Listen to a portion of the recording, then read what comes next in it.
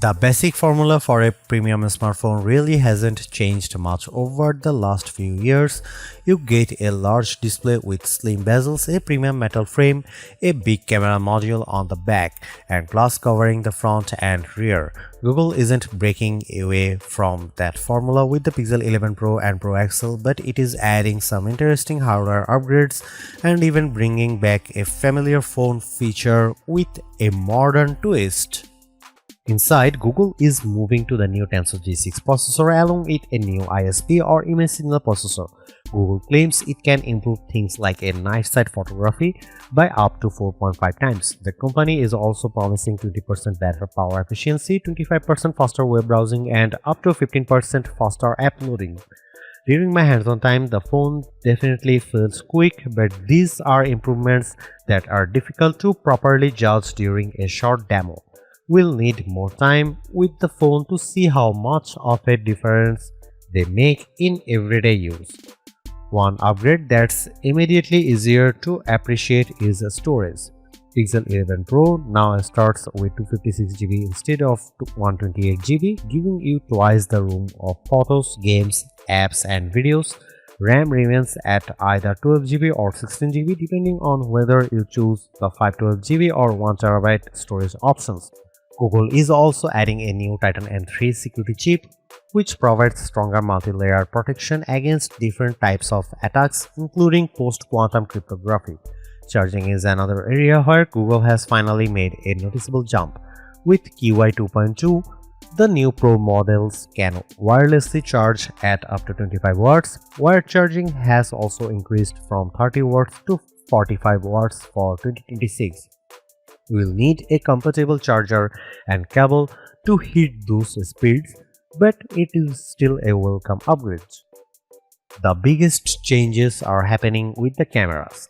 The Pixel 11 Pro keeps the 48MP ultra-wide but gets a new 50MP main sensor and a new 48MP sensor for the 5x telephoto camera.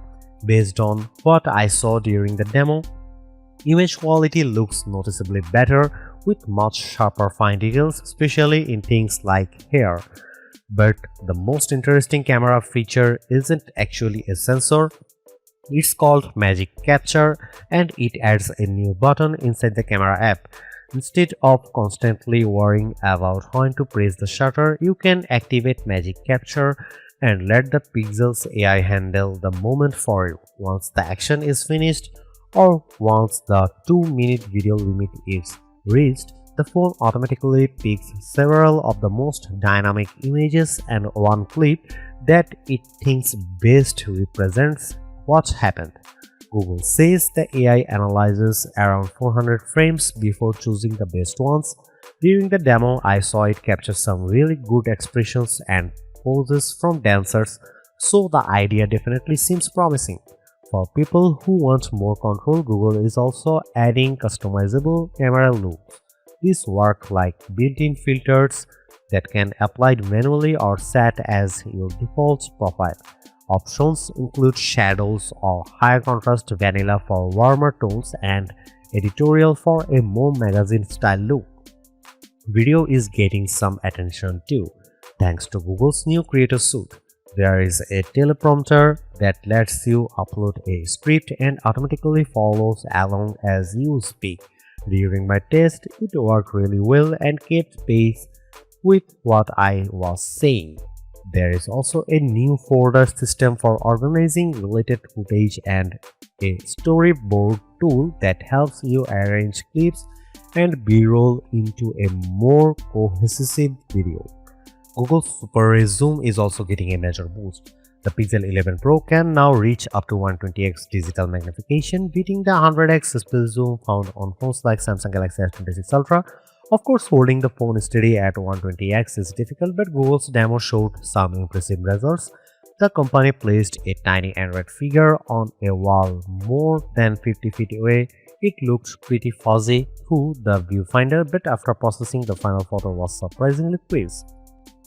One of the more unusual additions is HiLight, which is basically a modern take on the notification lights found on older phones.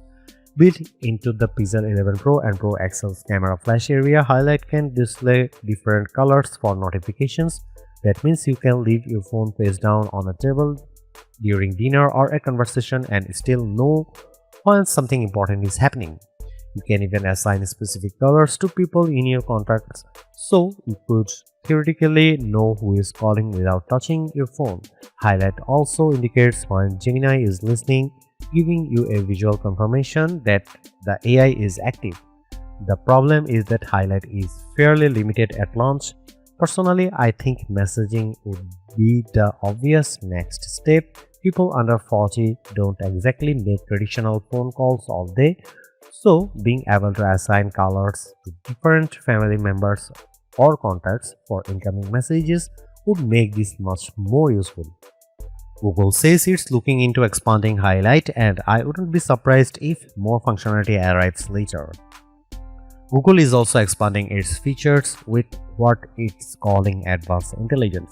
Enhanced live translation can now work across audio and video in real time, while circle to search can be used directly inside the camera app.